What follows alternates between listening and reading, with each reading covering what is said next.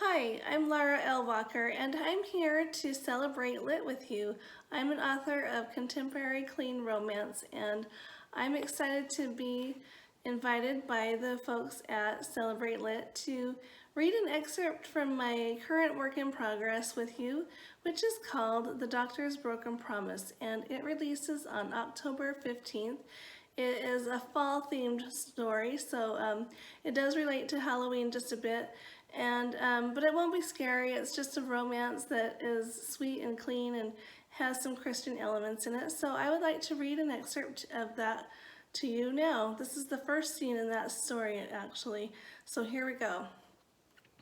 A feeling of panic mounted in Tiffany Dover's chest at the sight of Reed Winghart's intimidating figure approaching her office from the side window. By the look on his face, he wasn't happy. She had known he wouldn't be after receiving his monthly bill in the mail. As an insurance agent, she dealt with irate customers all too often, yet she still wasn't used to it. Maybe she should find a new job. You've only been at this one for 5 months, she mentally berated herself.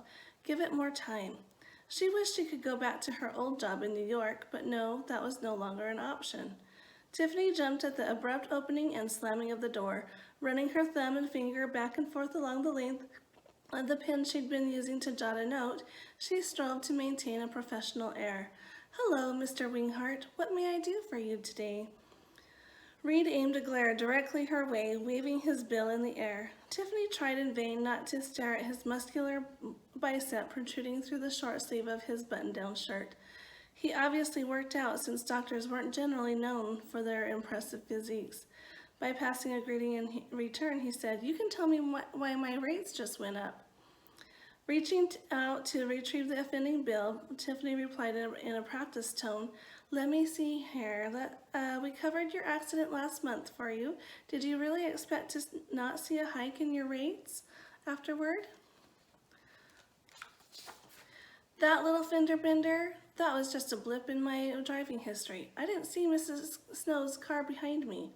Tiffany almost hated to ask her next question because she'd known Reed for most of her life. While he may have had a lapse in judgment a time or two, including the horrible faux pas he'd committed with her, he wasn't usually one to lose control. Unlike her, that's why she was practicing so hard not to always spout off the first thing that came to her mind. Taking a deep breath, Tiffany asked carefully, "Were you drunk?" Reed's auburn brows slashed downward to form a deep V. "That's the most ridiculous question I've ever heard. I was picking up Grady from basketball practice and ran into a little problem." "Like Grady's parents?" she asked. Reed's lips flattened in a way she'd seen him do many times when being asked a question he didn't like. The fact of the matter was that his sister Chantel and her soon-to-be ex-husband Nick were on the fritz. And in the small town of Eagle Crest, Arizona, everyone knew everyone's business.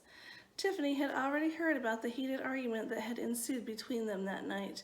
The only thing she hadn't heard was Reed's perspective. Poor Reed had apparently been caught in the middle. Wait a minute, poor Reed? No, definitely not. He was a jerk. She shouldn't be feeling sorry for him at all. "Things are escalating between them, aren't they?" she asked pointedly. Rather than admitting it outright, he confirmed her suspicion by saying, "I didn't realize I'd spun out so far, okay? I wasn't expecting them to both be there." Chantel apparently felt the need to get off work early and catch up to Nick so she could hash out a few things with him. Not the wisest choice, he finished with a wince. Tiffany could only imagine what kind of vitriol the lovely but emotionally distraught Chantel might have spewed at her estranged husband. "And do you pick up Grady and Sarah from work every night?" Yeah, a tired sigh escaped his lips that had given her the most memorable kiss she'd ever had. But why was she thinking of that now? Better focus on the matter at hand. Boldly she faced him and said, "Let's face it, Reed, you're a sucker for punishment." "Listen, Tiff, I don't want to argue with you again." Again, meaning their little tiff at a Christmas party last December. Not here, but in New York, which resulted in Tiffany throwing a glass of champagne in Todd Colfax's face. Of course, she had been aiming at Reed's. Just thinking about it now made her want to growl at him. Instead, she said, "Listen, Reed, I don't want to argue either. You made a mistake, a costly one to both you and Mrs. Snow's car. I'm sorry about that, but I can't do anything about it." Reed raked a hand through his gorgeous curls. How many times had she dreamt of running her hand through them? Sigh. "Come on, Tiff, what is it with you women?" Grumbling, he added under his breath, "Can't a guy catch a break just once?" What was that supposed to mean? Reed was the one who had deceived her, not the other way around. "I'm sorry, but your premiums will be going up regardless, along with everything else I'm paying for." Again, Tiffany was taken aback by his cryptic comment. Reed Winghart had always looked like the quintessential American boy. Good looks, basketball player, and chicks hanging on him after school. Now he was a doctor who'd sailed through medical school while she was still floundering, trying to figure her life out. It stung.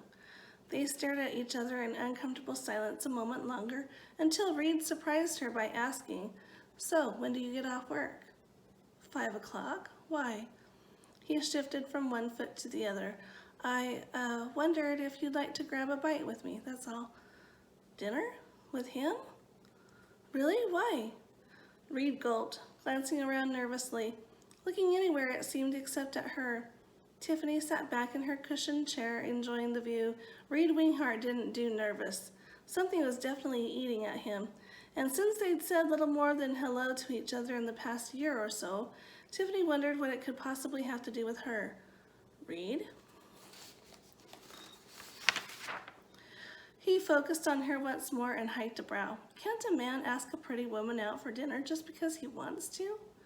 A feeling of warmth whooshed through her body at the compliment, but then she remembered his treachery in the past. "Yes, but you don't exactly inspire trust in me."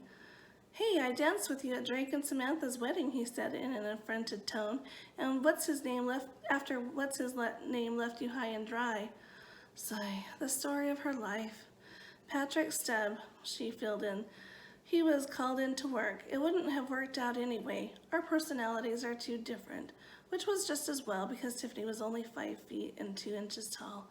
No reason to make her lack of stature more conspicuous by marrying the guy and taking on his last name. Not only that, there hadn't been any spark. He was just a convenient date every so often.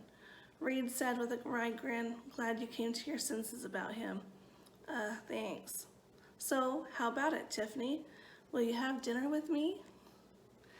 So that's part of the first chapter of the Doctor's Broken Promise by Laura L. Walker, and it's book 3 in my Love Confessions series. So it's turning out to be a really fun series to write, and I hope that you will take a look at it once it releases on October 15th, or you can pre-order it now. It's also available as a pre-order on Amazon. So thanks again for listening, and take care.